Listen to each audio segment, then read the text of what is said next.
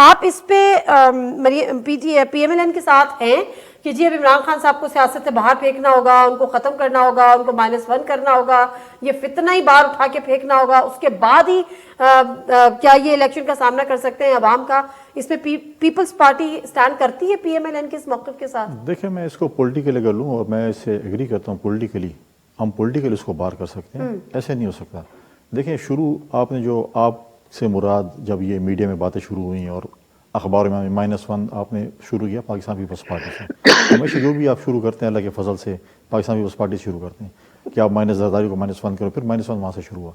Political parties کبھی مرتی نہیں media ہیں۔ نہیں کرتا، بیانات آتے ہیں تو میڈیا اس پہ ڈیبیٹ کرتا ہے۔ کہاں سے آتے ہیں؟ آپ بتائیں، آپ ہی لوگ، آپ ہی جیسے آج یہ بیان آپ کی مریم صاحبہ کی طرف سے آیا نا پی ایم ایل این کی لیڈر کی، میں اس پہ ڈیبیٹ کر رہی ہوں۔ تو میں بھی معصومانہ سے مطلب عرض کر رہا ہوں کہ میڈیا میں ڈسکس ہوتا ہے نا، اخبار میں، ٹی وی لیڈرز کے بیانات ڈسکس ہوتے ہیں۔ کبھی کسی نے کوئی لیڈر، دیکھیں بات سنیں، زرداری صاحب کے متعلق کس نے کہا تھا کہ اس کو یہ -1 میں قبول ہے؟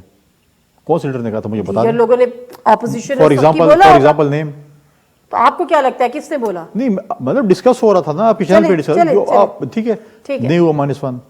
پچھلی دور حکومت جب علی محمد خان صاحب کی حکومت تھی، انہوں نے کہا یہ تو بس ختم ہو گیا، صرف ہم نے ہی اس ملک میں رہتے ہیں 10-15 سال کا، ہم ایک ایگریمنٹ کر کے آئے، ایجنڈا لے کے آئے، واٹ ایور جو بھی ہے، واپس آ گئے۔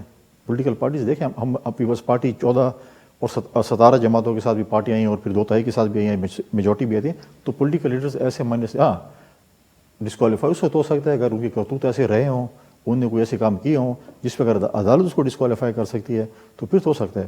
میری خواہش کے مطابق، آپ کی خواہش کے مطابق کوئی بھی مائنس نہیں ہو سکتا، ڈسکوالیفائی بھی نہیں ہو سکتا۔